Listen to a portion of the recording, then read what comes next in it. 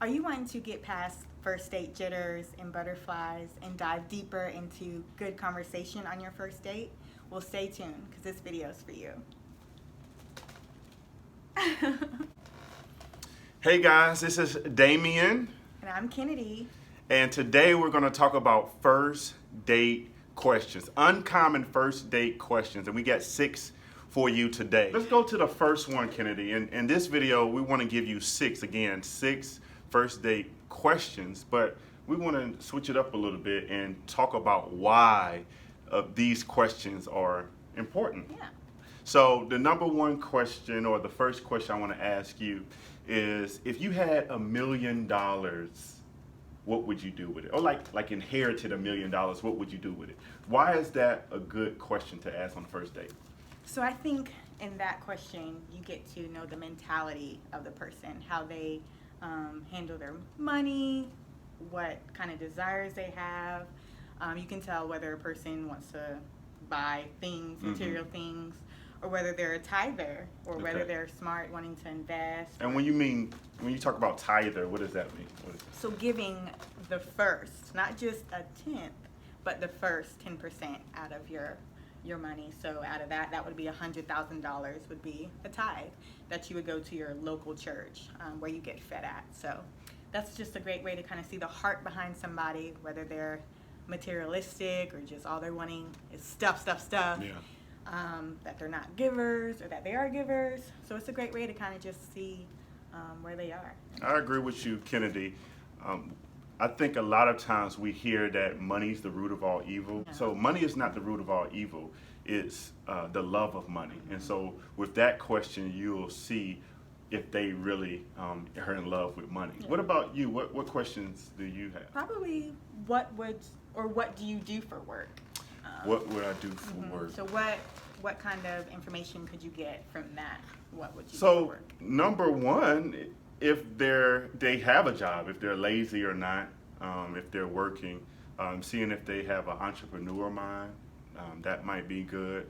Also, if their work is legal.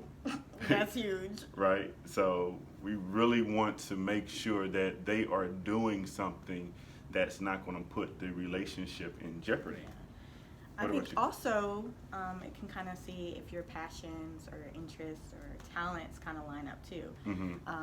So I think that's just a great way to kind of get to know somebody. Are you currently in a relationship, or do you have kids? That would be something that you might feel silly asking about, but truth be told, there are people that are in open relationships that their significant other is fine with them dating other people, or even they might be cheating on the side, or maybe they might be still married but separated. So that just kind of shows you the type of person that you're with and what you could be dealing with. Also with kids, not to say it's bad to be in a blended family, but for some people that's a deal breaker or something they're not willing to do. So I think it's a great time to not waste time by asking something like that on the first question, so you know what you're getting into. Yeah, and you want to see if they're honest, right? You want to see if they have emotional attachment to certain people, how they respond to you, how their body movement when you say, do you have a girlfriend? What does their body language look like? And also with the kids, you want to see basically if that's like a deal breaker, like you said. Yeah. So. And whether they're taking care of their kids or any of that. So I think that's one that might catch somebody off guard. But yeah, you can watch their body language, whether they get defensive or whether they kind of lie about it, jitter. So I think it's a good one to ask. So for me, maybe what's your relationship like with your family? Why would that be a good one? That's an excellent question. A lot of times, especially in our culture, there are family hurt, right? Yeah. You have rejection, abandonment, you might even have abuse. And so again, you want to look at the body language of the person. Some people might get emotional when they talk about their family, cousins, brothers, whatever.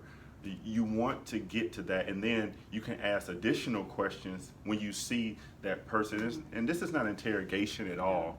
and you don't want to interrogate the person, but you should have that level of communication at this point of let's go a little deeper. What about you? Also, I guess it can reveal like any kind of generational cycles, what things you might be dealing with if someone didn't have a father or mother in their life, or whether their parents divorced, just some things that you can kind of be aware of beforehand and not being alarmed or surprised when issues could happen down the road. So I think that's a great way to kind of, again, figure out what you're getting into without wasting so much time, energy, and emotion. And I know it's silly to think about marriage on the first date, but it should be something that kind of gets filtered throughout the process. I think so many times we're either just wasting a lot of time. Mm-hmm. You're with somebody and you're like, oh, the first date, well, I'm just dating them for a little while, and then a couple months and a year go by and you're still with that same person that you knew. You really didn't see yourself marrying. So just kind of setting those standards is, I think is smart and wise. Number 5. Yeah. Tell me about your friends, or who's your best friend? Why is that a good question to ask on the first date? Man, I think that's really good. First, you get to see what kind of character that person has. If they're hanging around with people that, are cheating on other people, or always drinking, always smoking, truth be told, that's probably what they do or what they will eventually do, because the Bible says bad company corrupts good character. So really watching who they hang around with.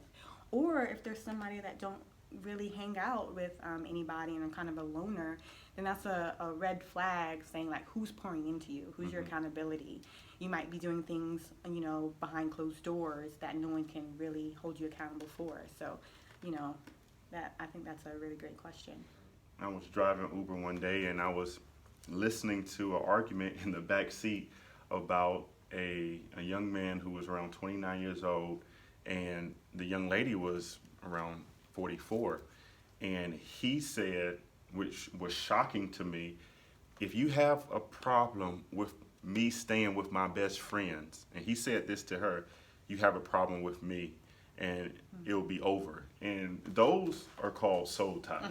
Yeah. No best friend should have that much control over your emotion, where it jeopardizes a relationship that you're currently in. So think about that. Think about if you're in a relationship and you have a stronger tie with your good friends, and you'd rather not spend time with your significant other than spending time with your friend. That's something that you need to really dive into. Yeah. So. And the last one, number 6. I think this one is probably one of the most important out of all of them. Okay. What is your spiritual life or your religious views? Why would that be important? That has to be. We're speaking to this culture now. We got to think about it. A lot of couples, and we've seen it in our own life, jeopardize their relationship with their local church because they're lonely. And so they want to be with somebody and they don't believe in the same things. We recently heard of a marriage of a Christian woman and an agnostic young man.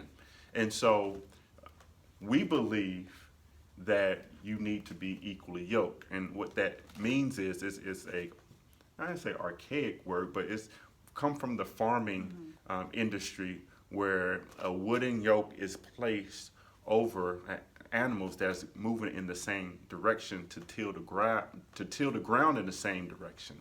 And so that's the same kind of mindset that we want to have in a relationship, that we're tackling this thing together, going in the same direction, having the same vision. Also, I think a lot of times people try to use a relationship as an opportunity to win someone over to Christ, or what they call missionary dating. Yeah. And I don't think that's the best way to go about it, because again, you might be intentionally trying to manipulate the person. And I think relationships are already hard enough that you need to have somebody like-minded, and who can truly pray for you and have the same values and morals as you. So I think it wouldn't be wise to continue on a relationship with somebody that you know is of different religious beliefs and try to have a successful relationship down the road. Now, I've heard of some, couples that have dated somebody and converted, but that's not the that's overall. far. That's like 1 out of 1,000, 100,000, whatever. Yeah. So just being wise and knowing and letting that be the foundation of what y'all are going into on that first date, and not waiting again 3, 4, 6 months down the road, like, what, you don't believe in Christ, or you don't believe in God? And so again, I always say the phrase, use your head before your heart is in it. Yeah. So much good. I've made bad decisions because my heart was in it, when my head early on was telling me this isn't wise, this is not smart, but you're blinded by love. So just really setting those standards and those boundaries, and just using wisdom before you get blinded by love, which can happen. Look, guys, these are the 6 that we have now. This is not the only 6 out there, but we want to hear from you. Please, please, please comment below. What are some of the questions that work for you in your first dates? We want to make this a community so people can take this and actually use it and get to know and have that in-depth convo that Kenady was talking about. So again, my name is Damien Nash. And I'm Kenady Pitts, soon to be Nash, but we got 64 days. Yes. And we actually in the church that we're going to have the rehearsal at, and we went through counseling. We'll probably post a picture here or there on our pastor who's going to marry us, Pastor Marty Barrett. So we're so excited about this union, and we'll catch you next time. Yeah, thank you so much for watching. Don't forget to share, subscribe, and if you missed our last video on my birthday mishap, please view it. We just love you all. Thank you so much, and God bless. See you next time. See ya.